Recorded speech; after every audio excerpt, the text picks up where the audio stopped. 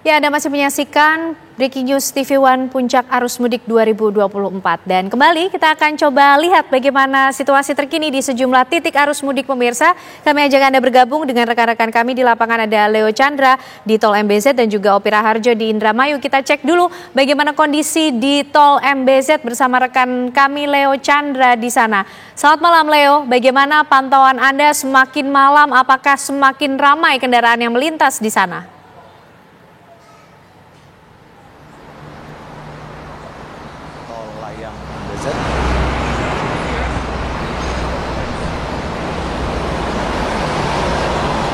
Ya, selamat malam Kenan dan juga pemirsa. Saya langsung melaporkan dari Tol Layang MBZ, di mana memang sejak malam tadi hingga saat ini masih terpantau dipadati oleh pemudik yang melakukan pulang kampung ke kampung halamannya. Memang tol ini merupakan tol favorit bagi para pemudik yang dari Sumatera, kemudian Banten dan juga Jakarta menuju ke wilayah Jawa Barat, Jawa Tengah dan juga Jawa Timur. Pantauan kami tadi sempat melihat memang adanya penutupan yang dilakukan oleh pihak kepolisian, namun kami belum mendapatkan informasi dan sekarang kami akan langsung saja mewawancarai Kombes Pol Latif Usman selaku Dirlantas Polda Metro Jaya untuk mengetahui apa sih penyebab dari akhirnya Tol Layang MBZ ini ditutup sementara waktu. Selamat malam Pak. Iya. Bagaimana Pak, bisa diceritakan apa yang sebenarnya terjadi kemudian pihak kepolisian menutup jalan layang MBZ ini? Iya, jadi layang MBZ ini adalah memang sangat membantu kita mengurai kepadatan di bawah itu sekitar 30%. Oleh sebab itu apabila terjadi eksiden sedikit saja di MBZ ini akan terjadi antrian panjang.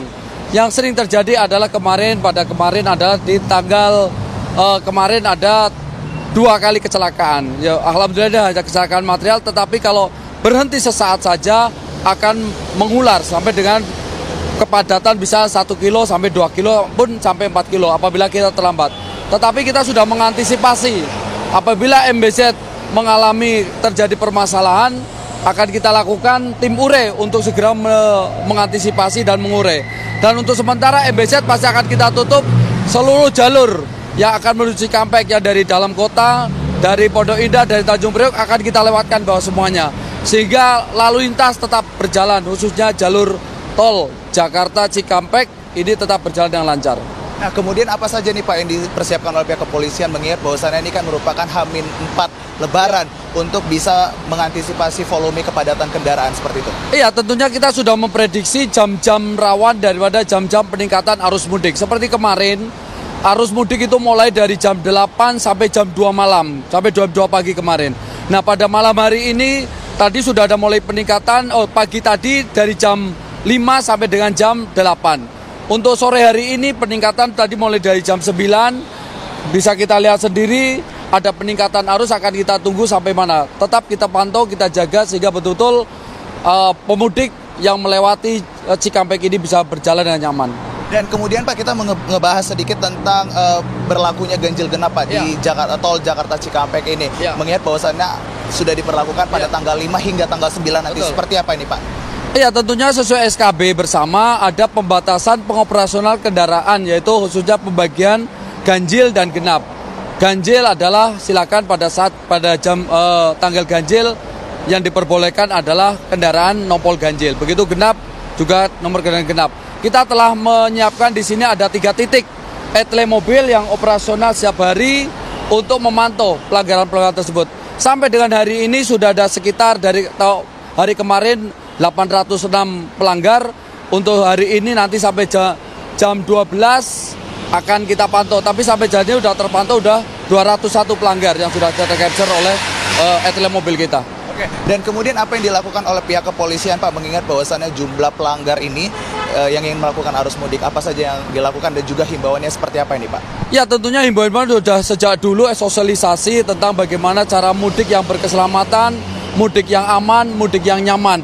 Tentunya kesiapan daripada kendaraan-kendaraan yang akan melakukan perjalanan maupun kondisi daripada orang yang akan mengemudikan kendaraan tersebut harus siap dari awal. Oke. Dan terakhir ini Pak, untuk kepadatan dari volume kendaraan, mengingat bahwasannya ini kan H-4 menuju Lebaran Pak. Kira-kira nanti kepadatannya ini diperkirakan kapan ini Pak? Ya, kita perkirakan khususnya pengguna roda 4 malam ini dan malam besok sampai dengan pagi, besok pagi. Dan untuk yang perlu kami sampaikan juga bahwa kita juga tidak terkonsentrasi di jalan tol, kita juga jalan arteri khususnya pengguna sepeda motor. Sudah mulai dari kemarin ada peningkatan dan malam ini juga ada peningkatan, tetap kita antisipasi bersama-sama. Baik, siap. Terima kasih Pak Latif Usman untuk informasinya, dan itu dia tadi Kanana dan juga pemirsa informasi dari Kombes Pol Latif Usman yang memang mengatakan bahwasannya untuk penutupan sementara jalur layang MBZ ini dikarenakan memangnya adanya kecelakaan kecil yang terjadi akibat adanya kepadatan dari kendaraan yang didominasi oleh kendaraan pribadi seperti mobil, kemudian adanya bus bermuatan penumpang seperti itu. Namun pihak kepolisian sudah mempersiapkan beberapa alternatif dan juga solusi untuk bisa menyelesaikan permasalahan-permasalahan yang ada di tol MBZ. Dan memang seperti yang disampaikan juga bahwasannya tol MBZ ini merupakan tol krusial di mana kepadatan ini bisa ataupun kecelakaan ini bisa terjadi hingga 2 km dari jalan layang MBZ. Begitu Kenana, kembali ke Anda di studio. Terima kasih informasinya Leo Chandra, tentu sangat bermanfaat untuk bisa diperhatikan dan diwaspadai oleh para pemudik yang melintas di sana. Kita beralih ke Indramayu, ada Opi Raharjo di sana. Opi, selamat malam, bagaimana pantauan Anda di sana? Ya, malam Ken Ane, memasuki 4 hari menjelang Hari Raya Idul Fitri, arus lalu lintas di jalur Pantura Indramayu nampak terpantau ramai lancar. Nampak terlihat di belakang saya iring-iringan kendaraan terus mengalir tanpa terhenti menuju Jawa Tengah. Diperkirakan puncak arus mudik akan terus terjadi hingga dini hari nanti.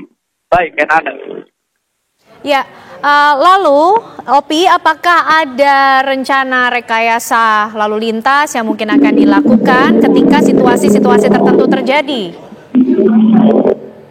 Ya, baik Ken Ane, memang di jalur Pantura sendiri sudah disiapkan rekayasa lalu lintas.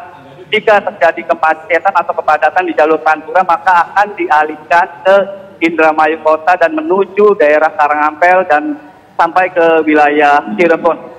Namun hingga saat ini memang arus lalu lintas di jalur Pantura masih terpantau ramai lancar. Memang ada terjadi beberapa tersendat seperti halnya di jalur Pantura Patrol, jalur Pantura Kandang Haur, Losarang, dan juga jalur Pantura Jatibarang. Namun pihak kepolisian sudah melakukan antisipasi dan sudah disebar dan mendorong terjadinya kelambatan arus lalu lintas atau kendaraan-kendaraan yang melintas di jalur Pantura. Perlu diinformasikan bahwa arus lalu lintas di Pantura Kabupaten Indramayu sendiri didominasi oleh kendaraan roda 2 dan juga mobil pribadi.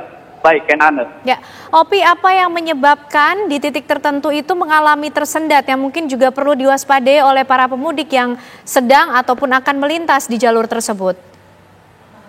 Ya, baik. Memang arus kendaraan lalu lintas tersendat di beberapa titik di Kabupaten Indramayu itu disebabkan akibat banyaknya para warung-warung dadakan yang tersebar di sepanjang Kabupaten Indramayu.